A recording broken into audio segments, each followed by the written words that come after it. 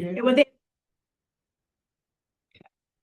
Fogo's known for their salad. It's kind of like a salad, just had Give it to you like a before. bar with mac and cheese and soup. And she mailed her something. It already got the Cream corn thing. It was actually Yeah, the corn was so good.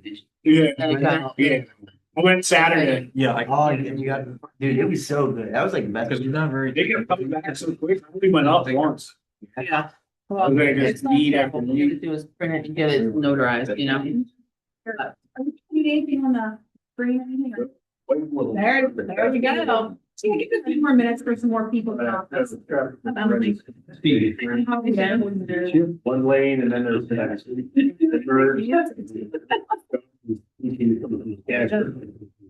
Yeah. There's an accident. Yeah, no hurry. Still got some people trickling in.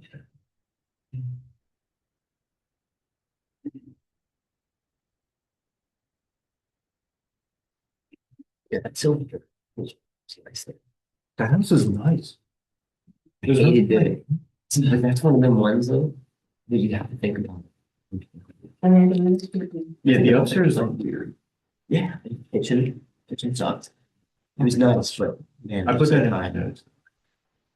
Kitchen's a 10 by 10. Yeah, I did like the big upstairs bedroom. But I think they should put like if that had like a bathroom in it. Other than pretty. You know what I mean? I don't think it's worth Yeah. that much with that. The layout. I think the master now. For one. Yeah, but if you go straight back out, If cross the desk, in that door, the second door on the left. Then. It's like, well, The meeting next It was my to go over the weekend. I went down to Lancaster. Finally got to do things again. It's been- I've been there a while. Actually really good. I got the lettuce certified, but I used to get the Irish gold. I almost got that. I like that too. That was like, because my other daughter used to work there back in the day, not at the Lancaster one, but down in Westlake, down in Philly. And she got hooked on it when she worked there. But she had said the prices had gone up so much, so. But yeah, I saw the Mongolian beef was like 24, I think. Which wasn't bad. It's cheaper than like going to Samurai or one of the sister and I have it too. My parents know that. She's well there and then, because we go to like Samurai and stuff like that. You know how like now that I had because I don't see a Chinese fried rice, like everybody else in the race is how ingredients do. Their fried rice is so good. It's got like, you know, like if you go to like what's that show in Lancaster by that place? Their fried rice is pretty good there, but they don't put all the veggies and all that in it. This was like real. Because She's, No, there's this place near Willow Street, close to where I live, Wasabi. And they do like, you know, like all that. And they just like, that place is good. Wasabi is good. And they're cheap though. I mean, they're a little bit expensive, so it's not like that. Yeah. Your other cohorts. Oh, nice. Nice to meet you. I was at the convention. Yes. Recognize you. Yeah. Jacob, nice to meet you. Just be a little different from that, A okay? little bit. Excellent. Hi, I'm Josh. I'm Steve. Good to see you. Nice to meet you. It's familiar. Yes, you did.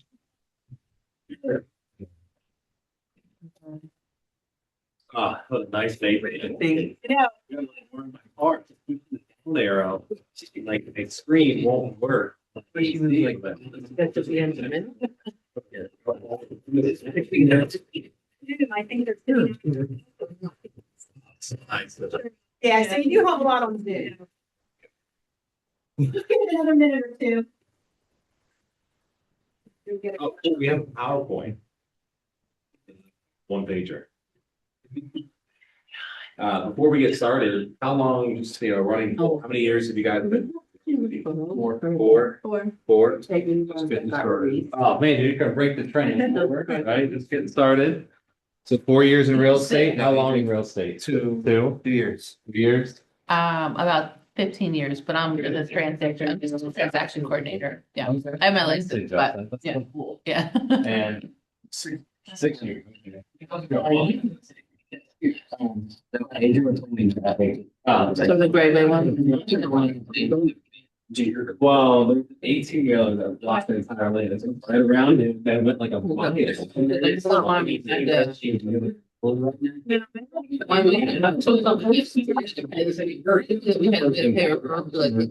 they put down, they got them like retail lead. Yeah,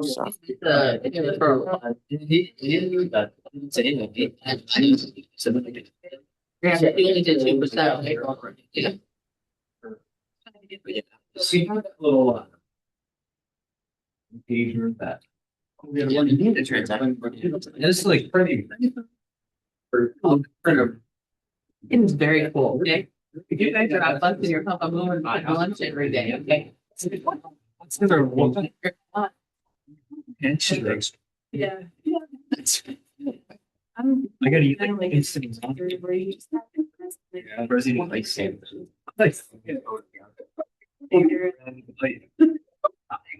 You're at Gaucho's there.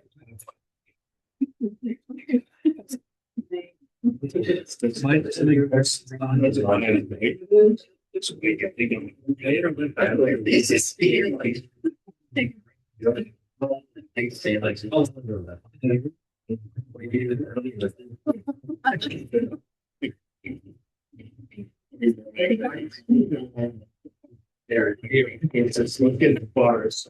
I'm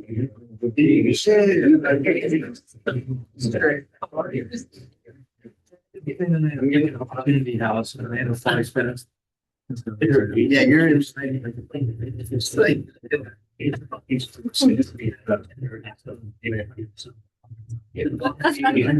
Like one doesn't like. Why we could at least do that, you. It's like last thing.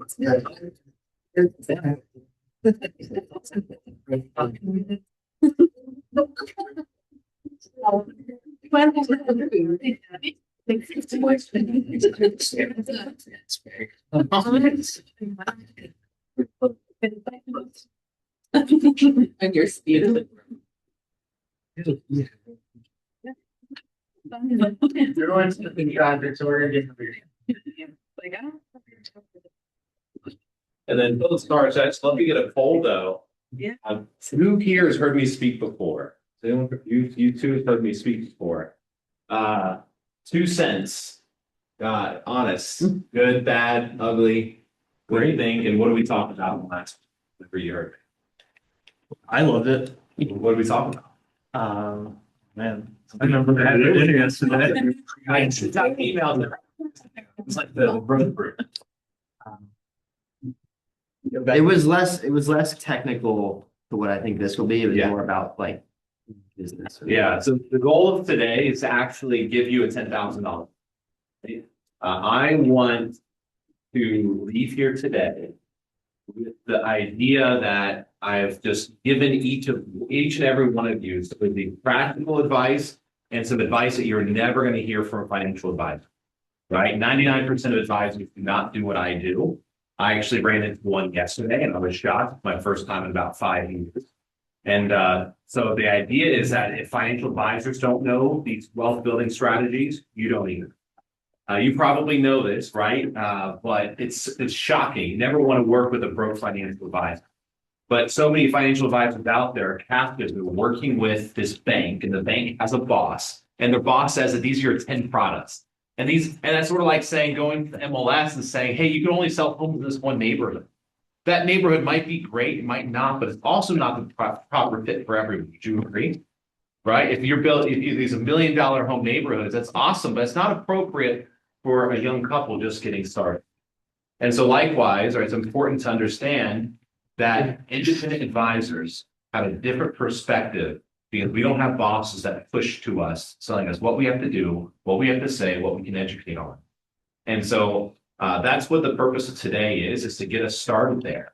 And what I want to do is offer practical advice. I really, really, really hope that you can just take away and you can follow up with me.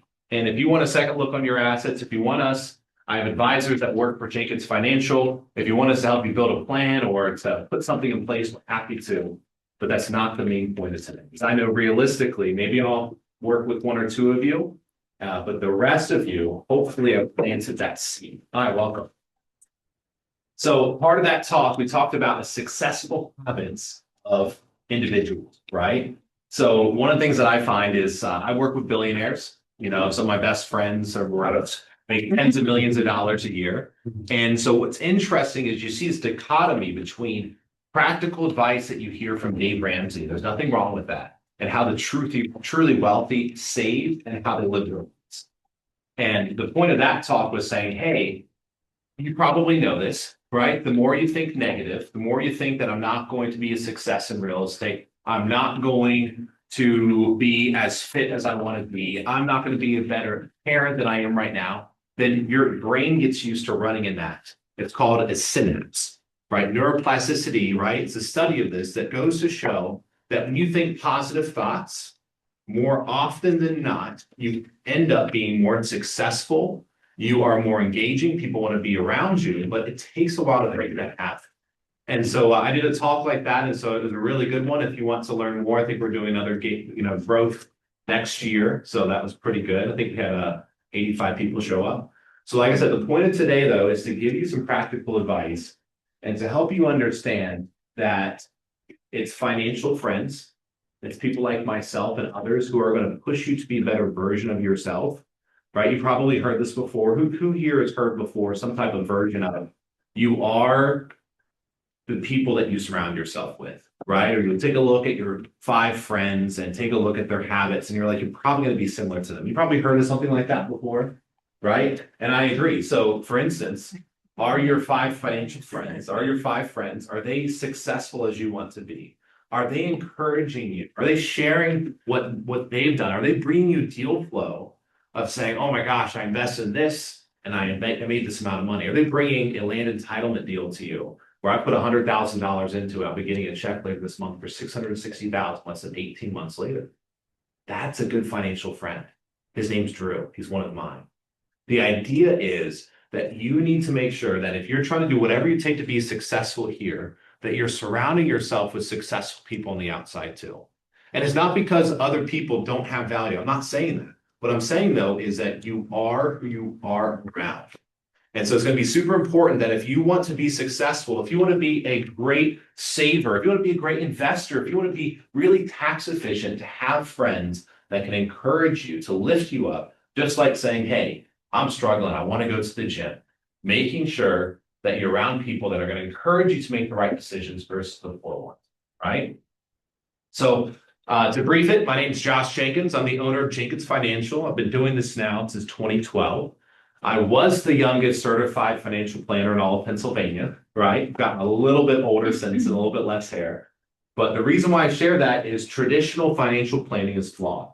I have almost every credential under the sun, right? If you take a look at the alphabet soup behind my name, chartered financial consultant, chartered life underwriter, accredited estate planner, retirement income certified planner, those are all good. I studied, went to school, but the craziest thing happened. I met this guy in 2015 who worked in real estate, who made millions of dollars a year. And I took a look at his tax returns and he was getting a refund every single year. And I'm like, how is this possible? Have you ever heard of that before?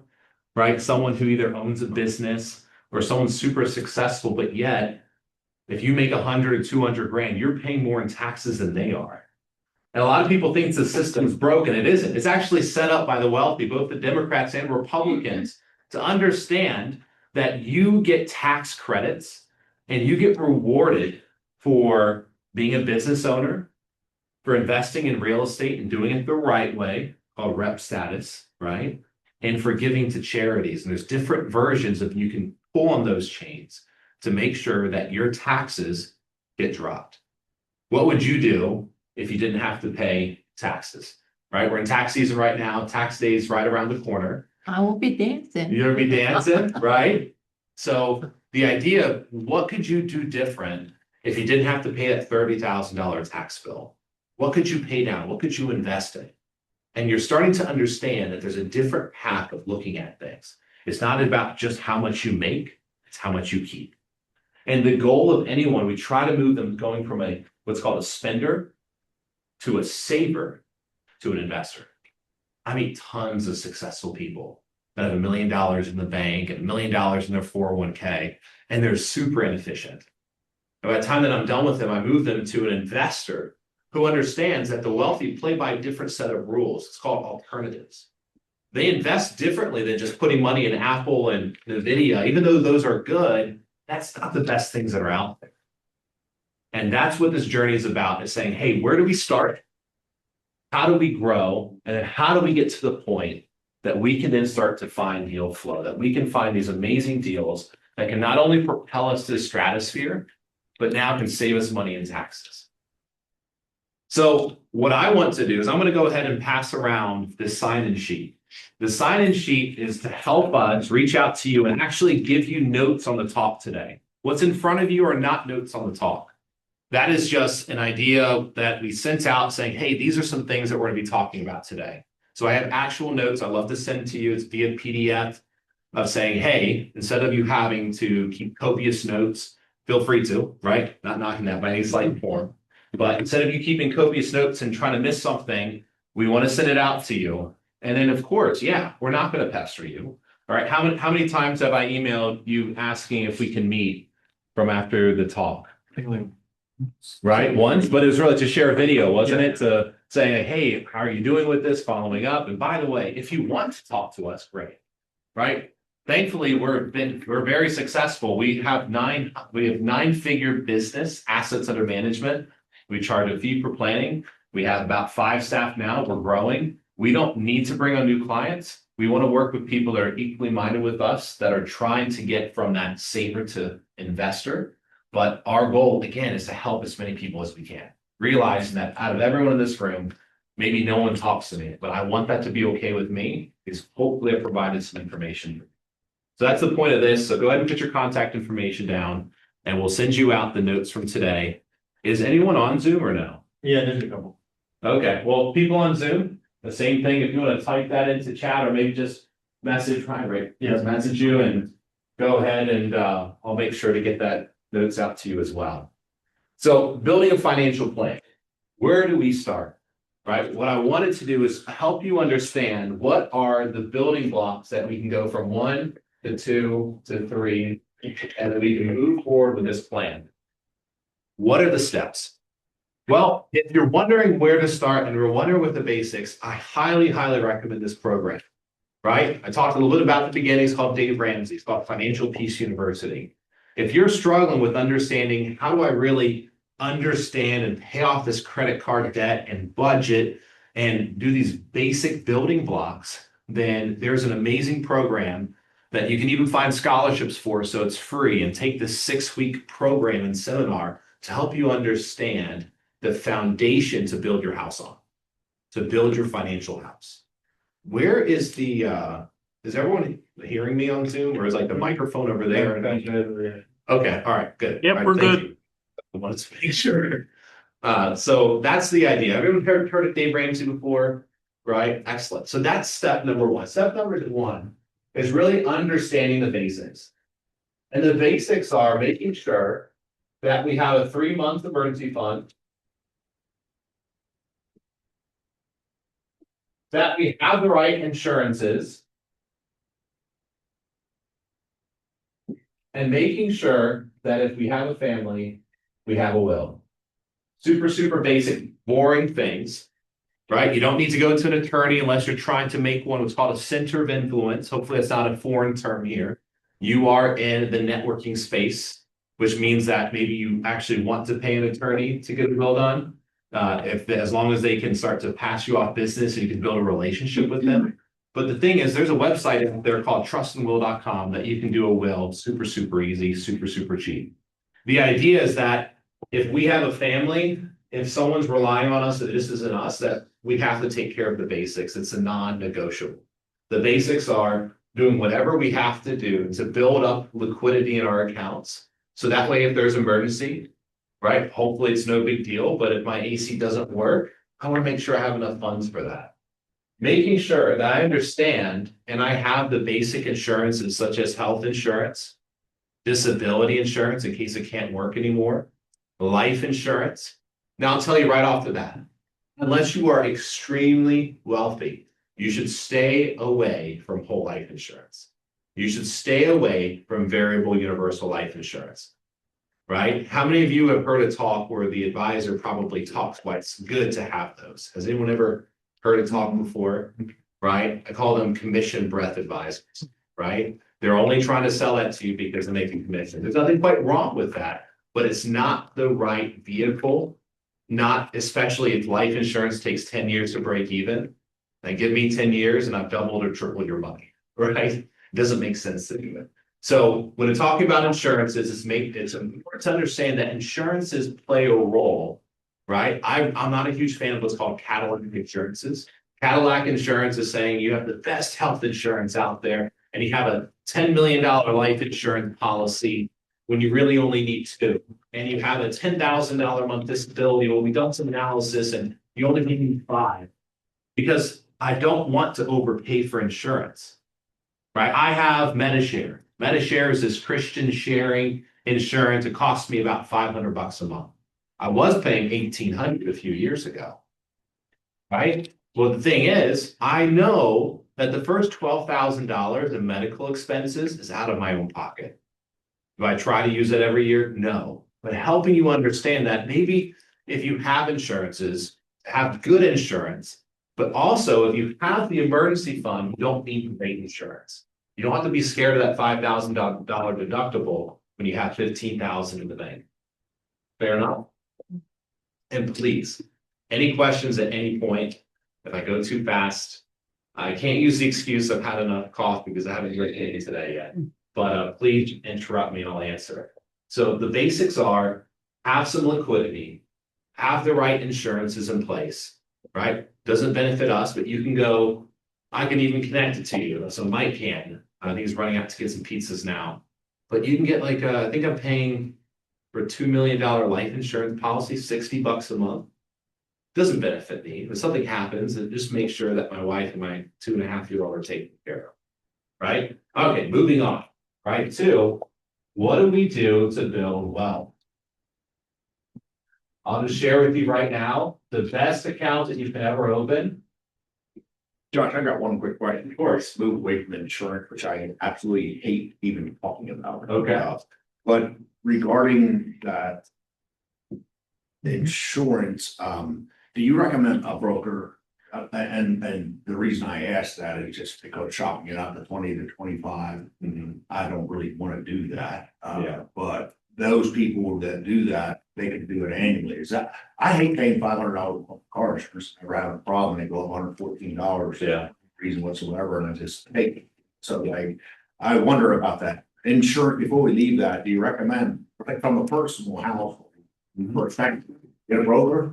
Or what? You also, yes, I do, but at the same time, you have to understand that the broker is also de-incentivized to shop you for insurance. Because they make a percentage based on your total amount that you're paying. And so if you're paying, let's say that you're making $100 a month with $500 for your car insurance.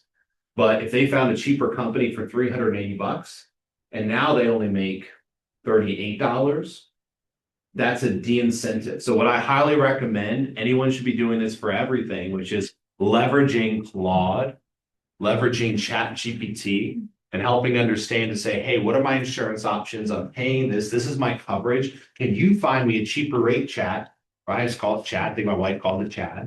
But so brokers are good, but it's always important to push back on them because they're incentivized to keep the status quo. And they might not necessarily want to switch you to the general because that pays them a $10 commission versus $100. Yeah. So, but again, right, I have a super successful client that owns a brokerage. He makes about $30 million a year. So he makes $30 million a year because he's incentivized to sell products that benefit him. So maybe he'll shop it out for a few of them, but that's why you got to keep them honest, which is look and do the research yourself. So we typically recommend every 2 years, you should at least be going to ChatGPT saying, hey, this is my coverage. Is this normal for my area? This is my driving record, and chat will help you. and say, great, can you find me a local broker that does sell Liberty? Because you told me Liberty has the best rates for someone like myself. And then they find the local Liberty guy and you can go from there. Also, marketing point, you should ask Chat and Claude, what do I need to do? So when people are looking for a real estate agent in my area, that I'm one of the real estate agents that you recommend. Right? So if you're looking at Mechanicsburg, Pennsylvania, looking at South Central PA, if you're looking and you're saying, hey, I'm a high net worth individual, the tax issue, as far as Maryland, Chat GPT has been recommending me, right? I got like a $72,000 fee-based case off of that because of a Bethesda, Maryland oral surgeon, right, was looking and they said, hey, we recommend Jenkins Financial. They do tax strategy and investments, which sounds like exactly what you need. And I was like, thanks, Scott. But good. So great question. So yes, but also check. Are you fiduciary? Yeah, I'm a fiduciary.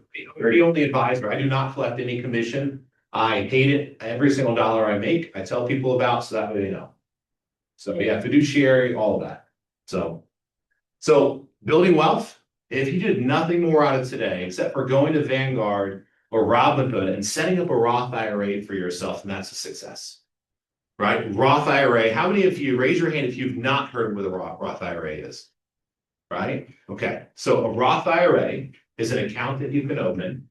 If you make a household income of less than $230,000, you're allowed to contribute to it, right? And it allows money to go in there. It doesn't save you money in taxes now, but any of the growth is tax-free. And we recommend that people max it out every single year. Doesn't matter if someone makes 100,000 a year or 10 million a year, they have a Roth IRA as long as it's called backdoor Roth conversion will apply. So the idea is that you're putting in $7,500 a year into that.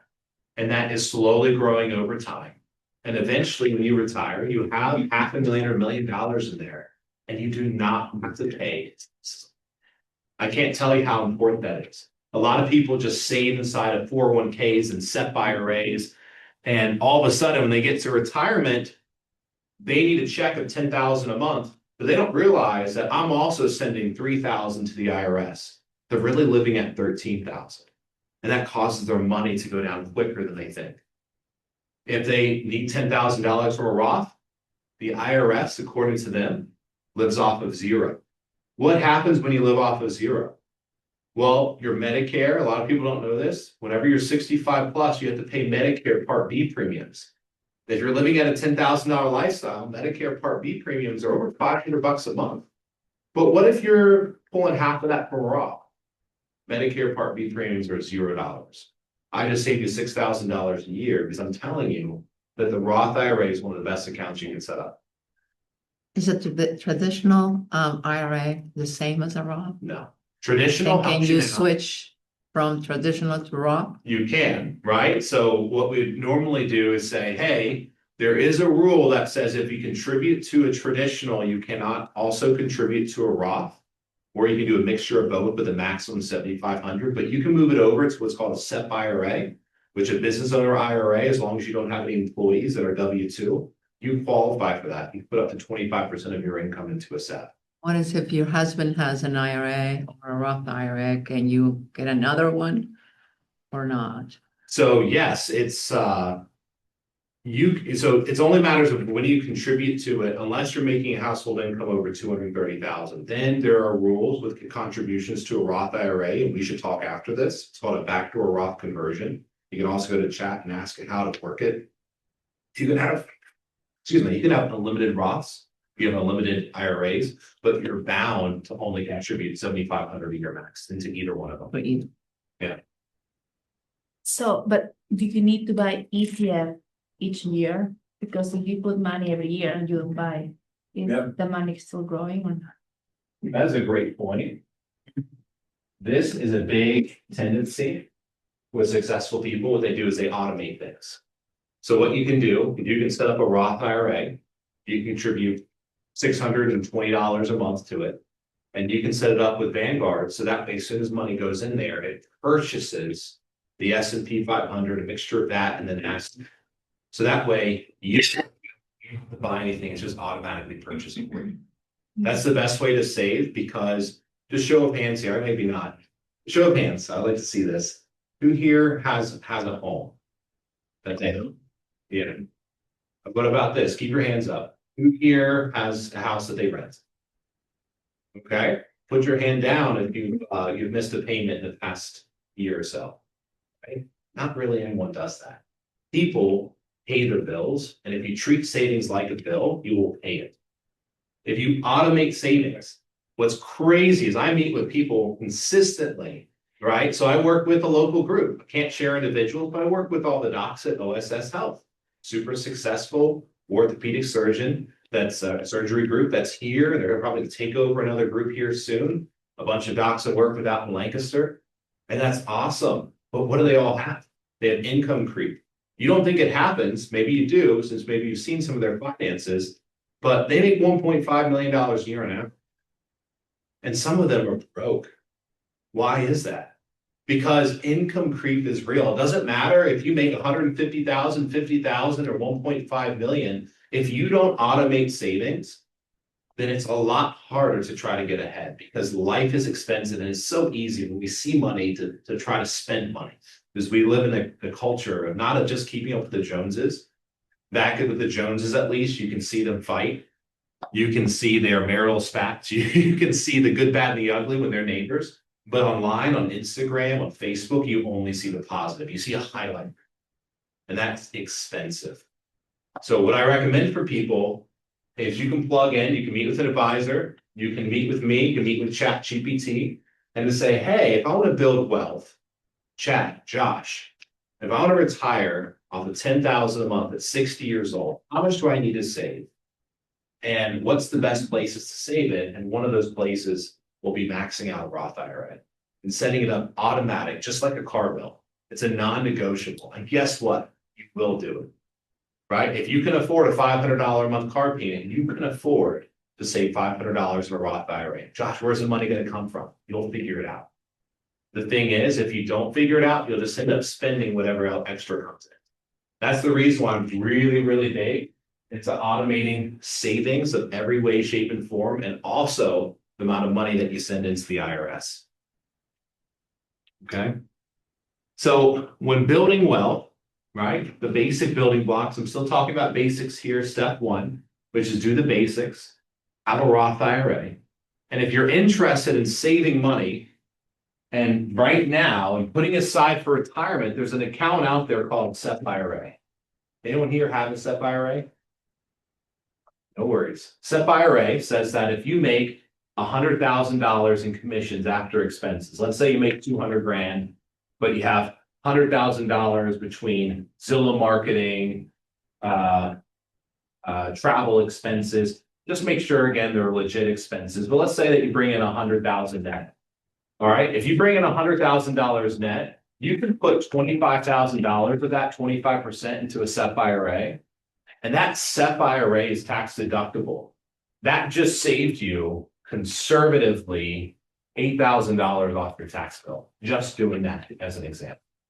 SEP IRA is wonderful because you can do a SEP and a Roth.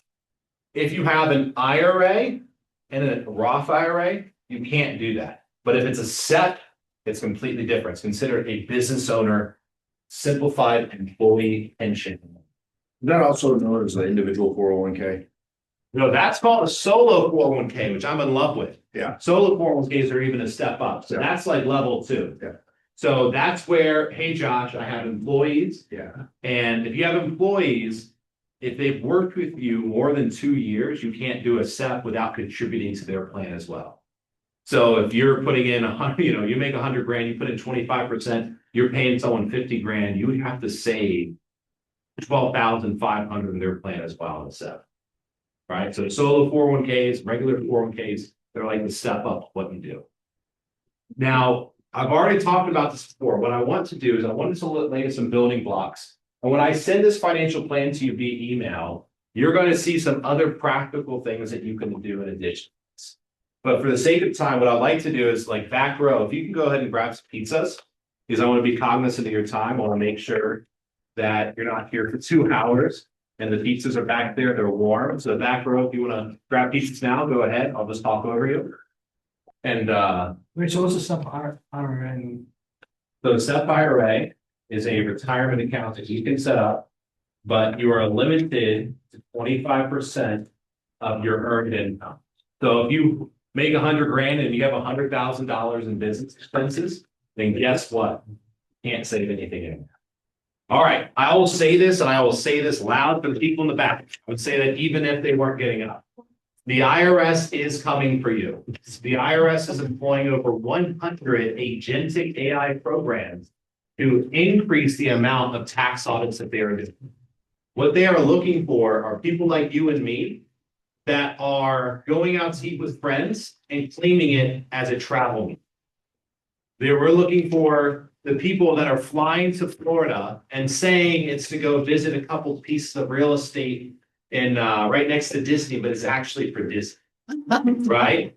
So you have to understand that it is extremely important to take advantage of the deductions that are out there, but make sure they are legit deductions. It is not worth fudging it because the penalty amounts are insane, right? And this is what trips a lot of realtors up, because the problem is with a lot of realtors is they get a commitment. They $55,000. They don't realize that they didn't really make $55,000. They can set aside at least after taxes and insurance, and they can spend whatever's else there. But what the tendency is a lot of people, if you don't automate, right? If you don't go ahead and put yourself first and understand that that's not your money, you can get into a situation that you make $500,000 a year, but you owe 2 years worth of taxes to the IRS at a 60% interest rate. You don't want that to happen. Believe me. So there's a guy I met with, he was the bane of my existence, but his name's John. He actually is mechanical. But so this individual constantly made over $500,000 a year. And coincidentally, when I asked him about debts and liabilities, he forgot to tell me that he owed over 6 figures to the IRS. Right? And what he was trying to do, which is completely unethical, was he was trying to claim that all these hunting trips that he was going on were business expenses. And I was like, if the IRS ever catches you, that's fraud. We're going to jail. They don't mess around with it. Just ask Wesley Snipes, right? So it's an older movie reference for the young kids, right? But so the idea though is understand Chat GPT. What are the legit business expenses I should be taking? Which ones are red flags that you need to stay away from because you want to be above reproach? Highly recommend that you treat your business like a business. Get QuickBooks, link up QuickBooks. I have right over there, I have multiple cards, right? I have a business card for every LLC I have, right? So if I purchase Domino's pizzas, that's legit. Well, guess what? I'm marking down on my calendar when the IRS calls, Josh, prove to me that you didn't spend $100 on pizza for you and your friends. Well, I see here, based on the date, I was in Keller Williams. We have an affidavit from the manager here that showed that we were here and provided pizza. You have to do those silly little steps. If not, you are what's called guilty until proven innocent, right? You are not innocent until proven guilty, right? They will garnish your wages. They will go to Keller Williams. They'll place liens against your home, right? So don't mess around with the IRS because their ability to audit you over the next decade are going to increase dramatically. And they're allowed to go back and look at the past 3 or 6 years. So not as fun, I know, right? Pretty boring. I think it's the most boring talk I've ever done. But that's just because, again, I have very low caffeine in me. So, but the idea, though, is we want to approach the basics to understand then how do we build off of this. There's other things we can talk about setting up an investment account. Do you want to understand how the wealthy use investments? This is what they do. They never sell stocks. This is how they do it. Your goal, a lot of my clients' goal, is to build up $1 million brokerage account with me. A brokerage account is an account that doesn't really save anything in taxes right now, but it's just liquid money. Think of it as like a Robinhood account, right? That we can do some trading in. But the idea behind it is if they have $1 million in investment account with me, they probably initially put in 300 grand, right? I've made them some moolah. But here's the thing. Let's say that something comes up and they want to buy a vehicle. They want to buy a rental property. Well, guess what? Instead of liquidating those stock and paying taxes, right? If you have $1 million in gains in your investment accounts, your taxes are $220,000. You know what the wealthy people do instead? They borrow against their stocks. We set up a line of credit at Charles Schwab, 60% loan to value. So they have access to a $600,000 loan, right? And that line of credit is at current rates are 6% interest only. And so that then represents an amount of money that they can use because they're making a bet. What are they betting? It's called arbitrage. They're betting that their amount of money that they can make long-term is over 6%. We've averaged close to 15. So is that a safe bet to make? What about short-term? If you asked me a few weeks ago, I think we're negative 6%. Ask me today, we're positive 6%. But we don't look at investing. Wealthy people do not look at investing in a short time frame. We buy quality companies, good diversification, right? And then we, instead of liquidating the Tesla stock, instead of selling the Microsoft stock, we borrow against it. And then when we make an insane year, someone like myself should be selling some stuff to pay for it, right? So in that example, last year, we made a 28% return. So you made $280,000.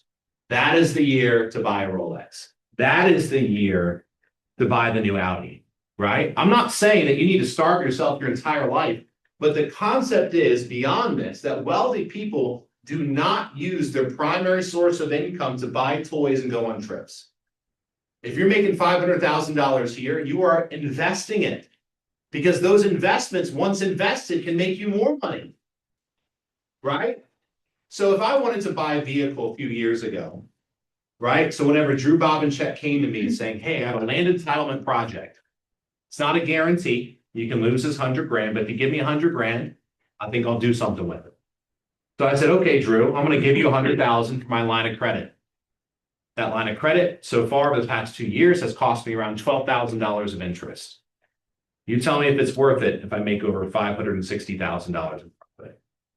So what do? What do wealthy people do? They look at that $560,000 of profit and then they say, is there anything that I need or really, really want to do right now? Because it's about balance, right? Don't just save everything you have because tomorrow isn't promised to us. But also, if you spend everything now and you don't save, you'll never have that 100,000 that can turn into 660. Does that make sense? We want to turn you into an investor that when we make 280,000 of profit on $1 million account, that is when we spend it. But we don't spend it with your day income, right? We save that. We're diligent with that. And then we spend either tax savings or what we make with investments. All right. That is a cardinal rule with super successful people. And the thing is, you want to go from an individual who makes a lot of money to an individual that has one. Right? So I'm a big believer in Grant Cardone. Everyone heard of Grant Cardone before? Right? I am not apologetic, right? I'm a wealthy individual now. I'm going to be super wealthy here in the next few years. Why? Because it allows me to be an outrageously generous person, right? I'm on the benevolence committee of my church, right? So what I do is I sit down and I take a look at cases that either do or do not qualify for us to give them help. And if they don't qualify, if I feel led, then maybe I pay 3 months of their mortgage. Maybe I help them out and I buy them a $6,000 car so they don't lose their job because she's a single mother whose husband just went to prison, right? I love being generous because I don't know if you know this. When you give, you get more in return. And I promise you that if you can turn a $100,000 investment and we can turn it into 400,000 and we set aside $100,000 of that to do some good in York, Pennsylvania, you are going to feel freaking fantastic. Have you ever had a conversation with the server and sat down with them and you hear their story and you hear how they're working 3 jobs and just leave $1,000 and walk away? I have. I'm telling you, right? It's the people that don't use their wealth to give, they're miserable. I don't want to be a Scrooge, right? The idea is I want to be super wealthy. Because I know myself, I know my integrity, I know my passion. I know the wealthier I am, the more I'm going to share. I'm super excited about it. I'm excited about it because I get emotional thinking about the good I've already done and the good I can still do because I know how to automate my wealth. I do not spend what I make through Jenkins Financial. Instead, I spend and I save still on top of that my alternative investments. That brings us to point 3. I apologize. Front row, you can get food. All right, go back there, get some pizza. Right, I'm not your teacher. Now, I was a teacher back in 2012, so please pardon me, right? That's probably where it comes from. So get some pizza. Just wondering. Okay? Forget about It's like, you cannot get pizza. No. No, it's not for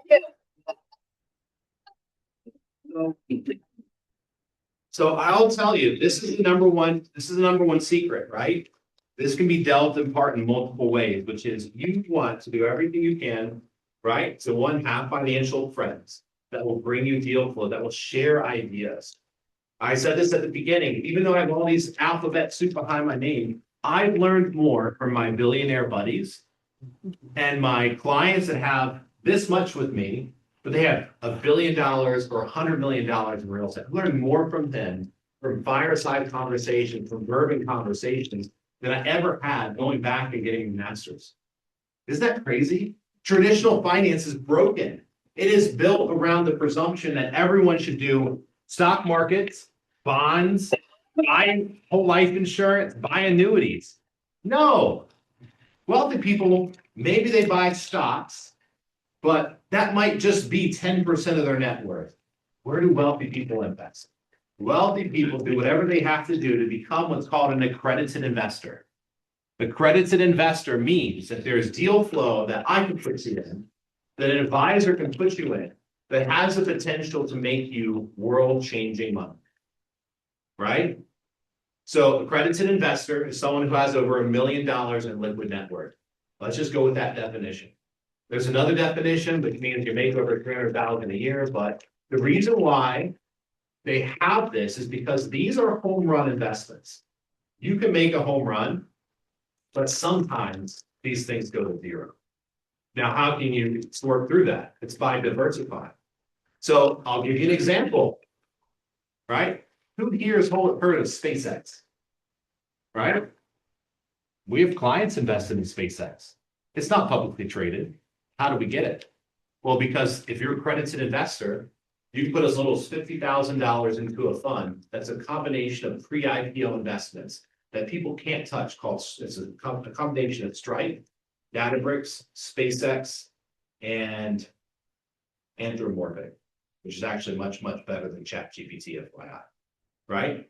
The average return of those, 30% after fees. 30%. You know what the stock market on average makes? 8%. 30%. That means that you've doubled your money in less than 3 years. You've quintupled your money in less than 5. You turned $100,000 to over $2 million in 10 years. That's what we're talking about.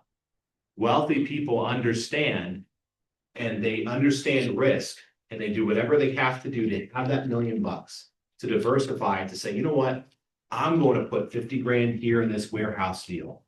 I'm going to put $100,000 in this fund that Josh Jenkins told me about. I want to put another $100,000 into a storage unit complex that already has a lot of success, and it's been built by these guys who've turned, $270,000 into $40 million over the last 10 years. Right? We want to surround ourselves with the financial friends to learn more, and then have the discipline to try to do whatever we have to do to become an accredited investor without breaking the laws, right? Not whatever, if you don't go rob a bank, right? But the idea is that wealthy people invest differently than the other 99.5%, right? If you take a look at my investment account right now, it did go down because I had 2 hurricanes hit my house, it's 2. But if you take a look at my net worth, everything, stock market. This is coming from an advisor. Stock market, everything else, right? I own a warehouse in Roosevelt Avenue. Bought it from, I don't even know how to say their name, Secosa dealers. What's the car dealership? How would I say it? Sioka, right? So we bought it from Tioga, me and my partner Drew and Dan, 170,000 square feet. Bought it off market, bought it from 12.5 million. The real estate agent we used, I think they made a couple $100,000 in the deal, right? So again, financial friends, be my friend, learn commercial real estate, and you might get a little bit of a larger check someday, right? I'm not just saying that to work with me. I'm just saying like, you want to also get to know, hear the story, go to the country club and say, hey, Randy, I heard you're the guy to know. I'd love to buy you dinner and just hear about what made you successful. You want to be friends with Randy because he might give to you in ways that you might never even just making up something, right? But the idea is this, we bought it 170,000 square feet. We understand value add, right? Rents are $5.50. They're coming up the next 3 years, all the tenants to renew. Fair market rents in York, Pennsylvania, $8.50. There were 2 large parking lots that the dealership were parking cars for free. We kicked them off. And we're now making $10,000 a month just from renting those 2 parking lots. That's called value add. Does anyone here know how to calculate something called cap?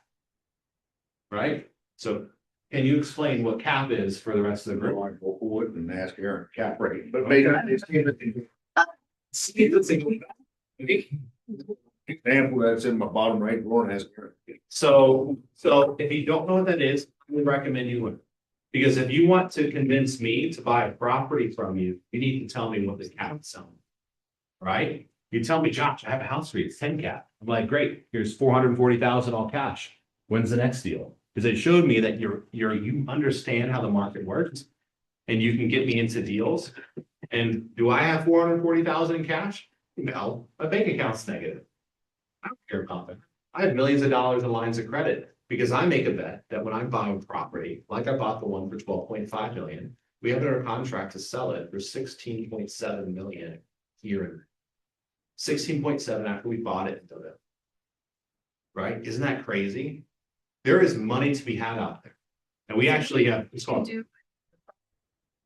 Well, right? No, that one's not going shopping. So you can either do a 1031, which means you can roll it into a new project where we can take some out. So we're taking the principal out, or we're leaving the profit in, we're rolling it into storage units. Anyone here know Evergreen up in New York? Right next to it, there's it's called a Raymore and Flanagan. It's an 88,000 square foot, really nice, all bricked up furniture warehouse, right? So we have it under contract. We're buying it next month and we're converting it to 800 storage units for climate control, right? We already worked out a deal with the bank that the bank is going to make their interest, right? This is what also happens whenever you are in a power that the bank has to work their deal around you. And I'm not saying this is me. This is all Drew Bobachek. He's my financial friend. He's the one that let me tag on to Opus, which I'm a vice president of, right? That I help raise money for so I can benefit my investors and my friends. And I can be a financial friend to someone else. But Drew negotiated saying, okay, well, because I asked him, I was like, Drew, this is a 3-year project. It's going to take 3 years to get up to 80% occupancy. All right, what are we going to do if we had to pay X amount to a bank? He looked at me like I was an idiot. He was like, Josh, there's no bank payments. The bank makes the money when we cash out refi or whenever we sell this property in 3 years. So it's a $6.5 million purchase. We're going to put I don't think $12 million. I got to look at the numbers again. But I know that we're going to make over $12 million in profit based on 80% occupancy. We want to get you involved in those deals. Those are actually deals, a legit deal that we have with Opus Capital, which is one of the funds that I'm partners in. We want you to be involved. And you say, hey, Josh, I have $100,000. So the first thing I'm going to ask is, are you a accredited investor? Yes. Okay, awesome. Well, do you know that if I put $100,000 of yours into this warehouse deal, that you're not going to make any money for 3 years? Are you okay with that? That's where you want to get. You want to get to the point where we can do, right? You have 500 grand. We can do 5 different projects with different time horizons. And it's money that you don't need because you understand how to live off of your day job. Make sense? And when that happens, we can then turn that 500,000 to 500. That's what the wealthy do. That's why it's just so important. I'm pleading to you to do the basics, understand the basics, master them, save as much as you can, right? And then do whatever it takes within reason to start to build up enough assets so your assets can make money and your assets can purchase you the next home. Your assets can purchase you the Porsche. Your assets can purchase you the trip with first class flights to Venice. But we don't do that with your day in. What I'm asking you for is delayed gratification. I'm not saying don't ever do it, because my wife and I, we travel all the time, right? I have 3 beach homes right now, maybe 4, right? I love to travel, right? When I'm not there though, those beach homes make me money, so it's different, right? And they also save me a lot in taxes. Look that up if you haven't. It's called the short-term rental loophole, right? So every beach house that I recommend to a client, right? If I have a client that goes down to Outer Banks, right? You want to sell a beach house to someone wealthy, then have them work with me and I can convince them to buy a $4 million house.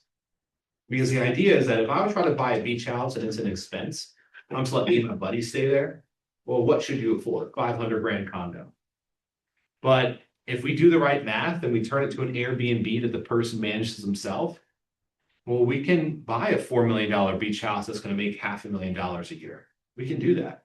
And then not only that, that $4 million beach house is going to save that individual $800,000 off their tax bill for a high net worth individual.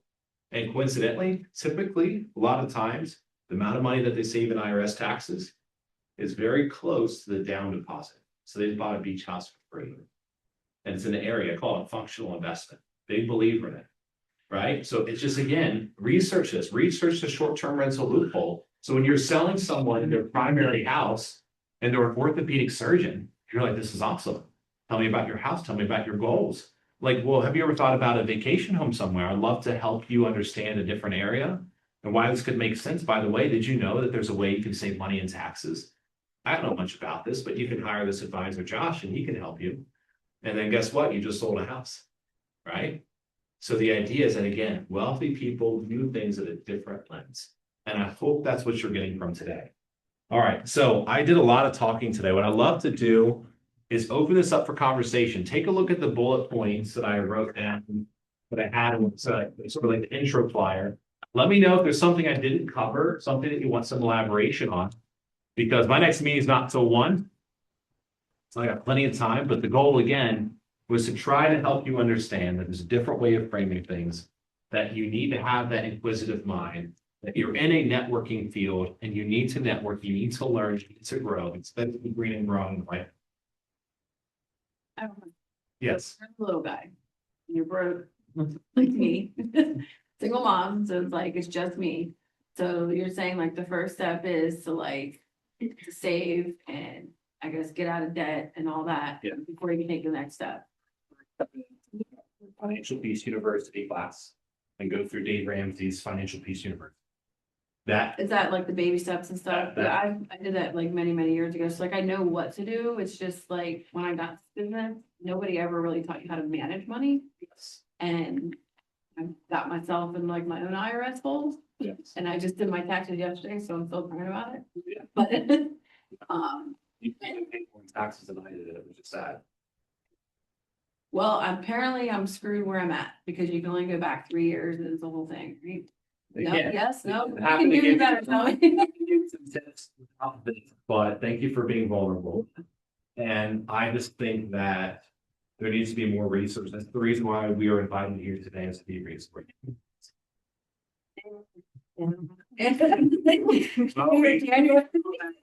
Here in November, before the end of the year, because there's some things we can do here. It's crazy. There's an investment out there that you put $100,000 into it. And when you say things like that, it's like, okay, where the hell am I getting $100,000? Well, some people come to me and all they knew was how to be a good saver, so they pay down their house. And I help them, I don't help them, but the bank does, get a line of credit against that, and we use that money to help them. I don't have that much there.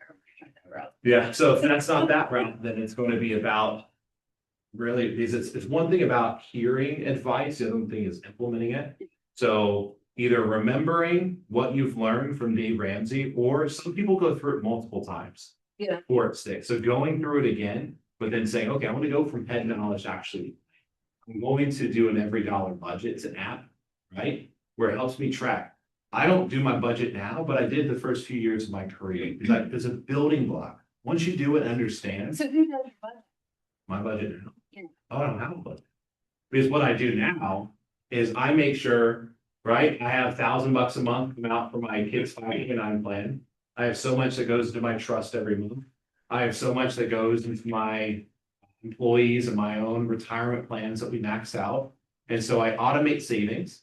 And then for me, right, I look after the 15th, every single bill's paid, and whatever's extra is for me to spend on trips or cars or watches, whatever I want. Because guess what? I've already paid every single thing, including myself, every single month. So for you, that would be an example of, okay, every single commission that comes in, you're setting aside 50% for saving and for taxes. And then you're only living off of the other 50. You are making it work no matter how much that is or how little that is. Right? Starting with the basic blocks, like that type of stuff is understanding that you might have to get rid of Amazon for a period of time. Amazon is my financial block. Yeah. For gaming. Don't even tell me sell more houses, that's free. We work in the industry. You could make 5. I get that next month, like. It's not gonna be, I'm not saying you're horrible. Starting with what you do today, yesterday or tomorrow, that's gonna help you get to that goal. So it's goals this year for yourself to accomplish if you're doing that. Set that as your next big goal and when you want that deadline to be. Is it end of this year? Is it December 27? Like you gotta at least put it down and we're all here to help you Right. do the task. It's sad because my taxes yesterday, but We all they are better than they were last year, but it's just, I guess I feel like stuck because like I've gotten so far ahead just to fall back under. And like you're telling me how like the wealthy, like, well, they move this and they move that. I'm like, well, what the hell do they live off of if they never spend the money they make? I want to go to the opposite. So for instance, do a budget, and see that I need $4,000 a month to live. And so if you have a commission that comes in at $10,000, you set it aside for taxes.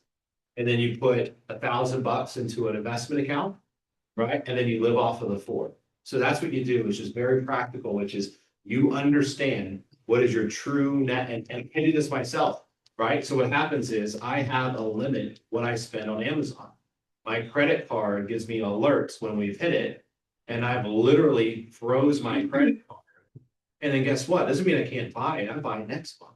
I just delay my satisfaction by 15 days because I just want to make sure I'm aligning my systems with your goals. That's what it is. Are wealthy people sitting down and like at their computer and paying their bill? Are they doing that or they have Yes. somebody else do that? So I yes, have to do and that. yes, and no. I'm just sick of this moving money shit. I know. People that sell like paper. Yeah. We sat down for an hour today to go over March's books. I want to spend an hour going over line by line, but it's really important that we do that. Well, once a month would be worth it if you can just live the rest of the month, not worry about it. That's what we're talking about. So do the difficult things now to let you have a lifestyle that what I'm talking about. I grew up in a middle class household that my father thankfully instilled the ability to understand to be generous because my dad provided more to my church than he ever provided to me, right? And I was grateful for my dad. When I went off to college, I got $500. That's all I got. But he instilled a work ethic and made sure that when I graduated college, I didn't have any. I made sure that I went to a school. I had a full scholarship to go to Penn State. And they're actually going to pay me to go to school, the ROTC program. I had the one scholarship they give it every 4 years called a CLS scholarship. I also had an appointment to the Air Force Academy. And I was riding on top of the world and I had the rug pulled out from under me because I developed a heart issue due to taking the stimulant called, what's it called? Jack 3D. Oh my God, I know what you're talking about. Yeah, so I had to have multiple heart surgeries my senior year of high school, just like that. Penn State called and they're like, you don't have the scholarship anymore, you can still go here. And here I was, great grades, everything going for me. And I was like, you know what? Can't go to Penn State. Penn State's too expensive. I'm going to go to a more reasonable school because I don't want to have debt. So I took the hard look and I made this decision to go to Shippensburg University instead because I wanted to make sure I was aligning my actions with expectations. Right? I'm really anti-college, FYI. I was gonna ask you that. Very strong feelings about it because a lot of people go to college based on where their boyfriend goes or who they root for football. And I'm like, Penn State's a great school, but do not go there to be a teacher. And why do you want to be a teacher? So what I encourage you to do is having your kids involved with these finance discussions, help them understand that, hey, if you want to be a teacher, there's nothing wrong with that. But this is the type of house you're going to have, this type of car you're going to drive, this type of vacations you're going to go on, this is how you're going to have to budget because you are working in a capacity that doesn't have a lot of upside, right? So what if they want to be a teacher, but like they learn, about like the bigger key would be to learn about finance, to do all this stuff in the background, so they could like be happy with But it. it should be a finance advisor. Educating people like yourselves, we are teaching finance, but we get rewarded by how we make income as well.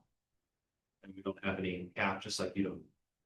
And the biggest hack that I'll share with you, a lot of people, so how I developed over $10 million in real estate myself personally, not including Drew Bob and Check, not including any of that stuff, was one property at a time, right? You probably heard this before, the Burr method, right? So Burr method, I believe in it. What I did was I moved into a house. That was my primary house in 2014. Did some things to it, fixed it up, moved out, kept that as a rental. Moved literally 1 year later. Next house, did improvements, was there for a few years, moved again. At this point, my wife's getting mad, right? So what was that? Capital gains, cut them as rentals. Cut that as rentals. You have, You're not selling them right yet. you're not selling it. Here's a crazy hack. If I try to buy a house right now, I have to put 20% down as an investor. If you buy it as a primary house, how much do you have to put down? 3 or 5, depends on if it's an FHA. Let's call it 5%. So the idea is that instead of spending 20% on one house, you could potentially buy 3 or 4. As long as you get your spouse on board with the idea that we are creating equity, we're creating value. So buy the worst house on the nicest block, right?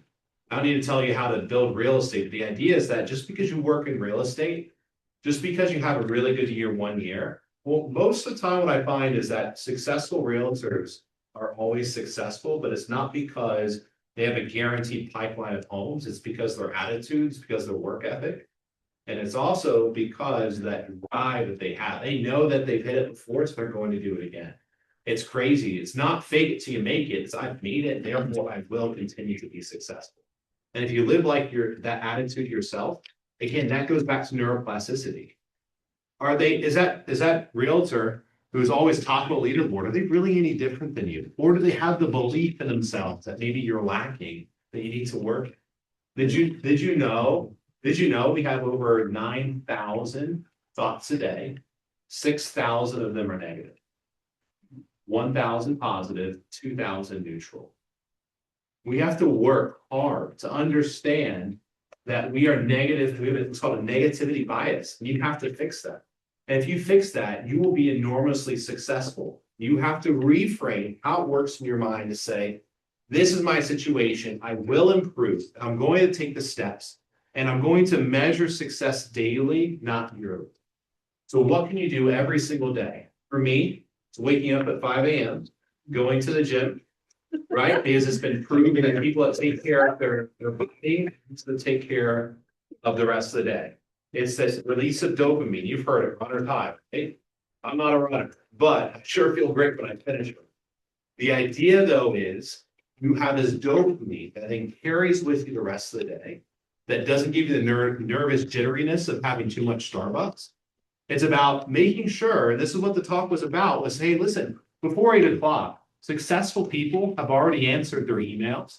They've already got all the junk. And guess what? Here's a key thing. You can define what today's success looks like. What does it look like to have a successful Tuesday? And you can have that conversation and write it out at 7:30 a.m. to say, today, I am going to reach out to 4 COI, centers of influences, and schedule lunches to hear their story. I'm going to do this. I'm going to ask Ryan or Lucy or whoever you want to, super successful, and I'm going to offer to take them out for drinks and really understand the drive that makes them successful. And guess what? If you define success at the beginning of the day, you tend to have a more successful day. It's proven. I'm just sharing things that I've learned. Most of what I share is something I've learned and applied. All right, any other questions? What do you got for me? Does everyone fill out the thing? So where I am, right? So is, if you need some, if you need, well, I'm gonna send out my contact information to everyone later today, so you'll have to do what you will with it. Reach out to me, don't reach out to me, use me as a resource. You need help with setting investment accounts, you have staff, you can do that. You say, Josh, go pound sand, you're annoying. Okay, well, thanks for listening. Next step, be really a first year, second year realtor, sitting down and trying to manage just a, maybe 5 to 12 transactions. How should we, like, being an independent contractor, mileage, should that be like Mile IQ on our phone? Do we keep logs? Like the shit that we actually have to give to, and how shady can I be? Thing like that. So again, All right, that's the wrong way. All right, so, all right, how about when they put low risk on? If I could show you my chat GPT, it's an echo that sentiment, right? So what happens is I'm dealing with this issue, it's an LLC entity issue. I'm like, well, what if I'm asking chat, how do I get around this? How can I make sure that I'm utilizing all the maximizations, but having the proof for it? I love fighting with the IRS. Oh, goodness. Yeah. Because me fighting with the IRS is proving why I didn't have to pay 400,000 last year in taxes. Right? Why did I get a tax refund? And I only owed Pennsylvania $900, despite making over $7 million. But the idea though is what separates me from you is knowledge plus time and the desire. For me, when I went out to eat with my friends when I was young, I deliberately did not drink. I really wanted to. Maybe I got 1 old fashioned versus 3. I didn't get any appetizers, I didn't get any desserts. Because guess what we did? I said, listen, I have a budget for going out to eat. This is how much I'm going to do because I'm going to commit to saving as much as I possibly can. Right? I did those practical steps. I limited my Amazon purchases. I drove a used car with 30,000+ miles on it. I did everything I could to make sure that I was saving as much as possible to allow myself for the future that me and my wife are having. And this is something you learned from your dad. Work ethic I've learned. Okay. And to be generous. I really appreciate it because like I said, my dad always taught me how important it is to be giving. And it's crazy that even when I feel like I don't have anything, if I give, like the feeling I get, I just get choked about. Like it's incredible when I on purpose though, I don't do it for glorification. I literally have given $1,000 tips a couple times a year and I walk out before they can look. And it's just so cool. One time when I was walking out, just hearing her cry. And I knew that I was helping a struggling mom. Well, and when you said that, like one of my goals is to get to a place where I can call the school and pay for lunches because I've had people help me. Absolutely. So like, I'm like, they have no idea how much they helped me. So like, that's one of my goals to get to. But kids shouldn't have to worry about what they're eating. I agree. You shouldn't pay extra for I gotta get myself Again, so this is why getting everything together allows me, and that's what real wealth means to me. Because I'm taken care of. My family, we're gonna be fine. Now everything I do is to try to be outrageously generous. That's why I'm trying to continue to work and strive, and why I'm here, even though this doesn't pay me, right? I'm here because I want to be a blessing to you. And hopefully today you got something from this that can apply with you, something that sparks something in your brain that help you be 1% more successful. Right? Any other questions? Oil and natural gas opportunities on here. Go. And the UGA, go do it. It's huge. I do, yes. So, example, right? We'll say someone could take $100,000 from a home equity line of credit, borrow it at 6%. Actually, I think rates right now, if you lock it in for like a second, it's like a 4.5. So idea is, let's say you can borrow it at $5,000 a year. They take that 100,000. Now again, there's 2,000 oil and natural gas companies, right? I paid a lot of money in due diligence to Jesse, who's my resource in oil and natural gas, to whittle it down to 2 companies. So the companies we found pay between 15 and 20% in dividends. So that means that $100,000 probably makes around, let's call it 20 grand a year. But the first time you put $100,000 into it, it reduces your taxable income by $80,000. So what that means then is if you're showing $80,000 on your income, now you show zero. If you showed 180, now you pay taxes on 100. So you get $20,000 in tax savings plus $20,000 in dividends. Who cares that the investment's costing you $500 a month of interest when it's making you 15? But how do you get approved for the home equity loan if you have zero income? Well, Because I did the home equity loan to try to get out my tax debt. I couldn't get enough money, so I didn't do it. But you only get approved for a payment that you can afford based off your finances. They wanted me to pay off your credit card, pay off my car, and I was like, I'm not refinancing my car for 15 more years when I have 3 left. But the idea is that a lot of times when it's first case, this is a lot of setting cases. Yeah. And it's hard, especially the first 2 years, because they want to see that income history. But as soon as you get through that, you slog through and do those steps, then it just gets so much easier.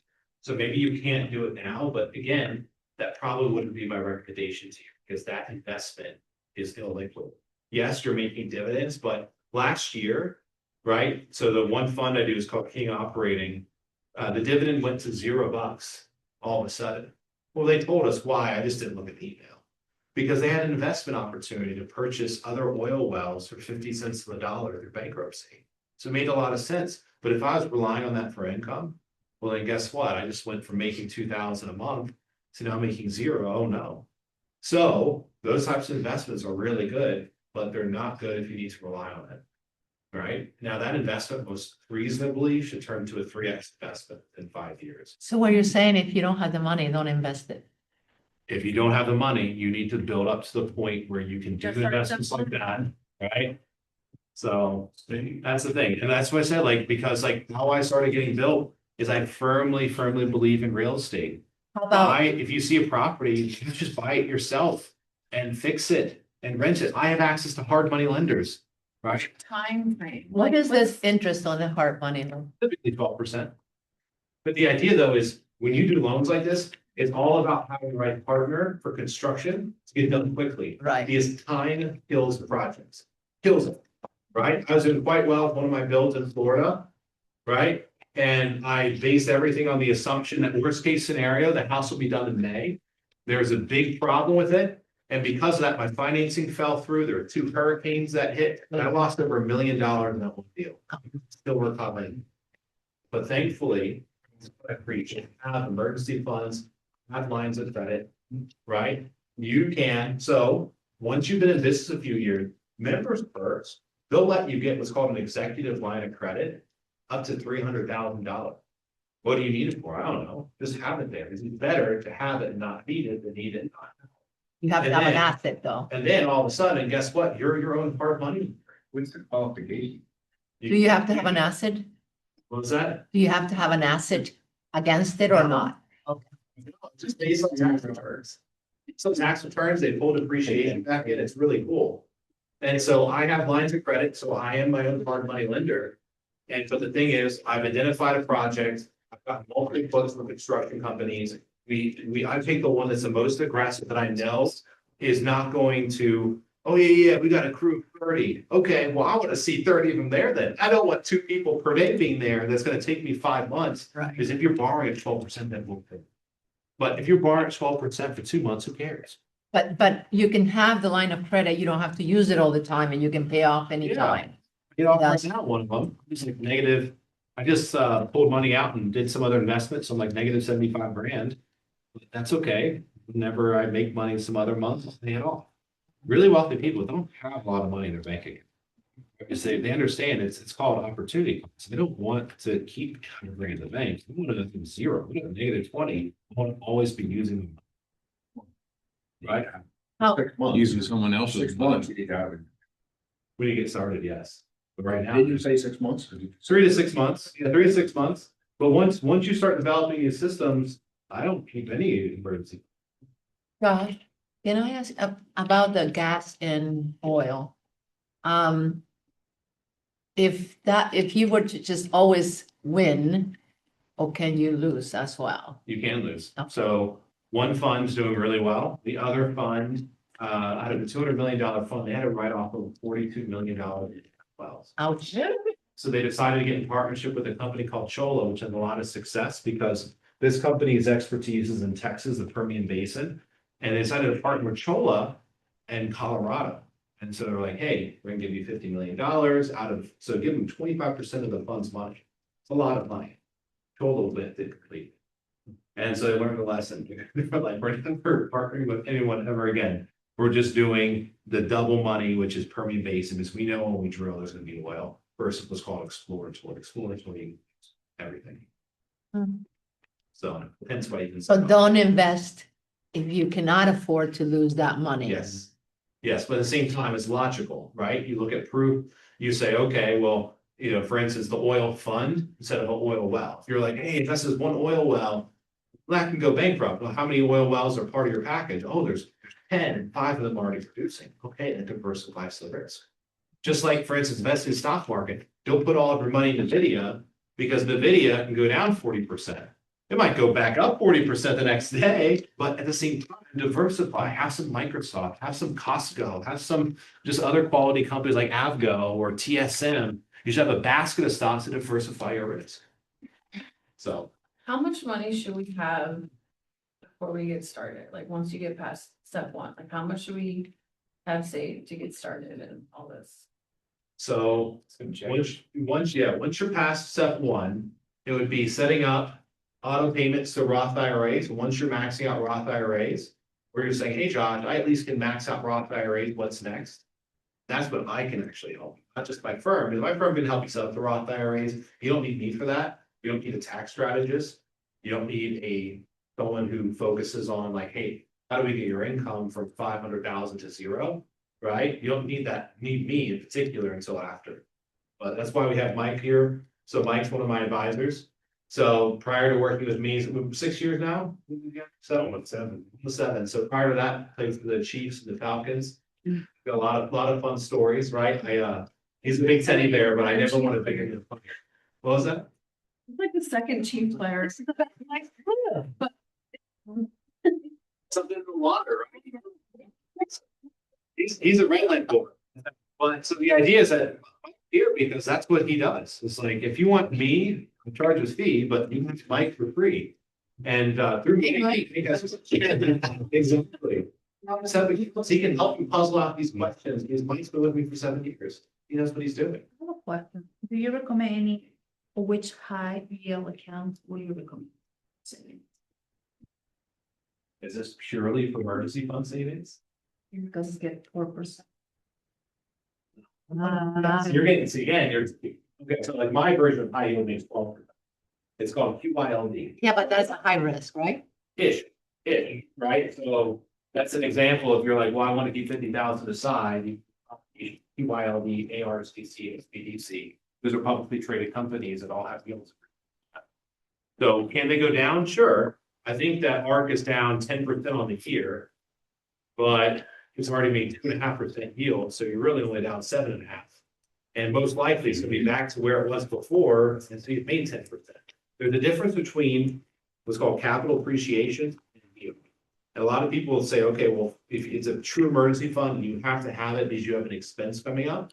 Then actually just stick it in ask ChatGPT what the best high yield savings are, because those are guaranteed. But I have access to guaranteed at 10% for accredited investors. Is 4.5 too low? It's great. Yeah, Marcus. Without any risk. Yeah, without any risk. QYL. QYLD. It's an options call strategy on the NASDAQ tech stocks. Quick question on the SEP IRA. Is that a time limit as to when do you need to put money in? Yes, you have to put money in before you file your taxes. If you go on extension, you can file taxes. You can do it as late as like October 8th of the next year. Oh, no, I already filed my taxes. You could always refile and do it, but it's a pain in the butt to do that. We're still dealing with that issue for let's start at report. Yeah, so you I have can't a do too much. question. There's some investments we have to do, like natural gas and oil and charitable donations, project fees, that's to be done by 7:30. Oh. And then the SEP IRA, the IRAs have to be typically, say April 15th. Okay. Got it. And Guys. I have a question. I love the little of that, yes. That's stuff is more funny. We have,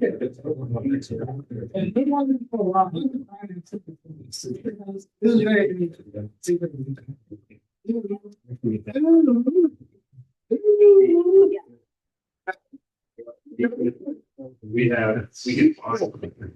get.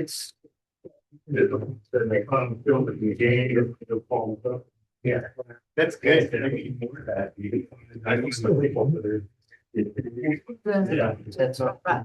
So the right. I love these people ride.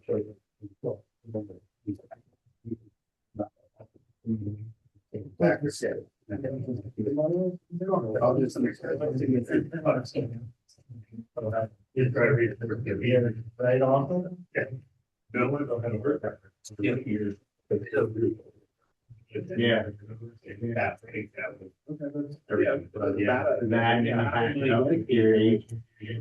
Let's all go to bidders.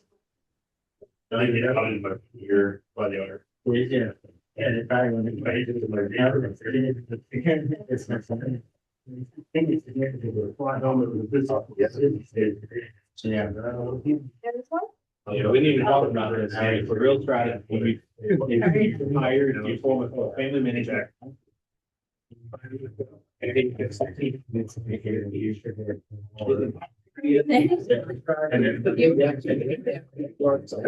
something, but then you see the IRA, again, like, the tax savings.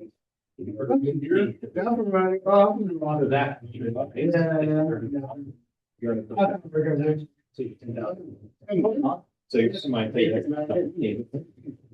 What was the job's living in that? Oh, no,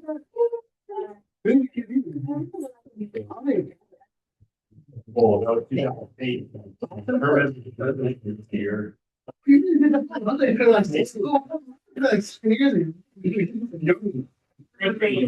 When you meet, you'll be important. Yes.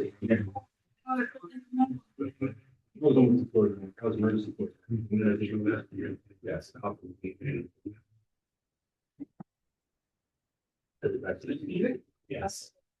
For last year.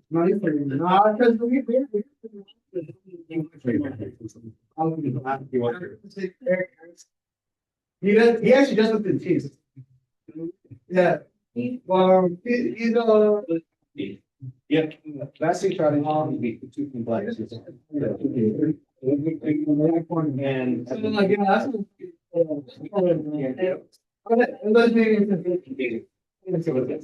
The campus, they call him, he's my soul crusher. Cap rates. Yeah. And I would be like, my wife, but lives in the cap rate that we want, no, like, yes, can't do it. Let's go get the details. They just, that's basically, it's not for business, like, it was an album, they do. Yeah. And what else? They grab more, very good. And so like you should be vaccinated. People, tracks or anyone that home safety side. So most of the needs. And then you're like. Most of the extremely. That you have a schedule, you use, put the Zoom or.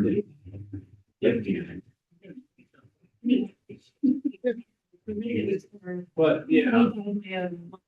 No, So, yeah. Whatever, you have to use a commission check, you can do a whole bunch of areas of it, you know.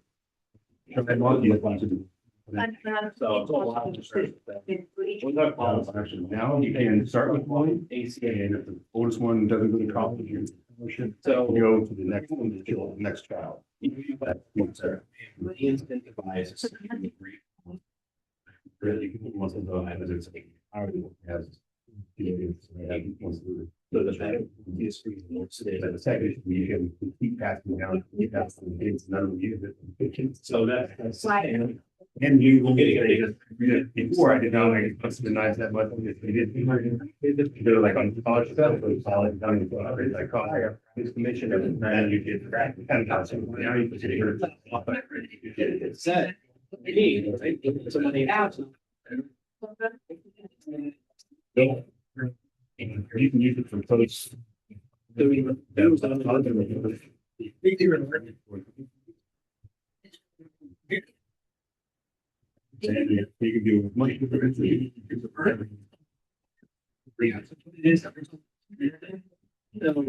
Well, so you can. So I think that we get great. Yeah, and you have more than. Did you know? Like. Yeah, that's really. Nothing over something.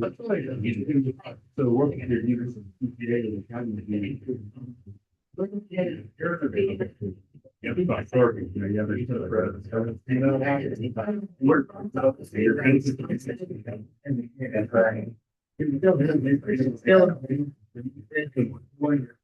Now being used them as for.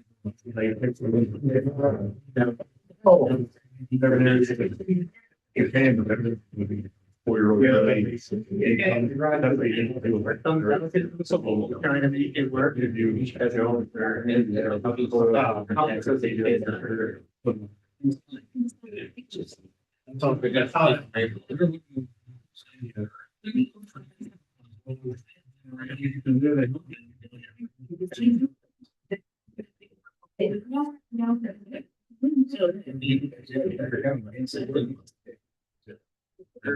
The first quarter, years. Well, like, really active. I just started. But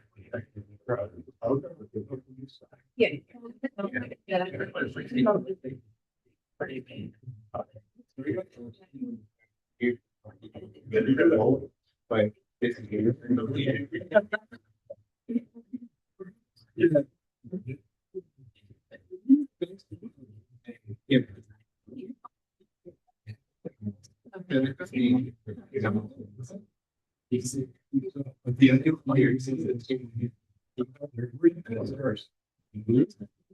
is. What she said.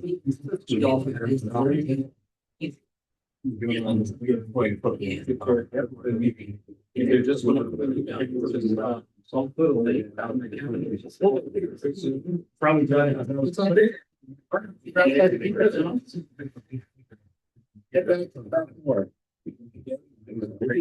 One different, some red raider.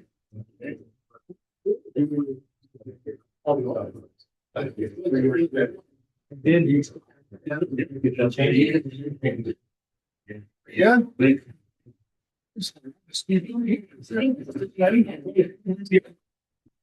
Retired. Well, anyways, the doing what I wanted to share the game, the others to someone. Kind of. And then like school back to games have your stack. We're trying to. All these. I don't know how it's a fair. They get language. Actually, you're enjoying it. That's, you know, that's the biggest, so this team. Attitudes. You raise some samples. Gates. Crazy house. Under red kids. That's an adult. This is a big knowledgeable. And they ask all the kids. There's just let into it. It's all even good, you know. It was just enough for all that. But even in the summer, it's up. That's not all. Yeah, I don't know.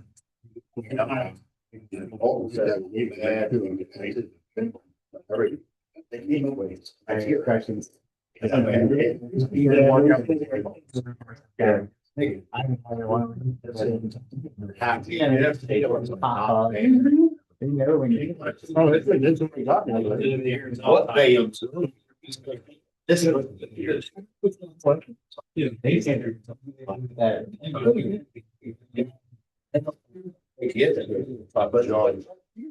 You know, I think a lot, but I believe in, I heard it is. Oh. Difference. In the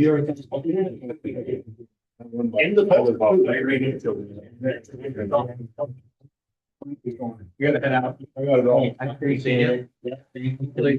They got the gospel. Because he was just talking. I was connected to Mafia.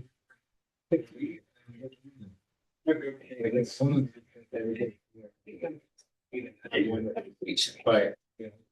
Yeah, but they should give you anything. Very minimum 200. Yeah, it's frustrating. Well, yeah, we come in here, I tried to extend the 30%, even though the mobile, and. But then it's me because. Well, that you. I've been here, going out every single. You see how. They give you. That is true, that is true. Space, I mean, you don't have to have that, like a big stuff. It's down. It's down, but like. I can buy it.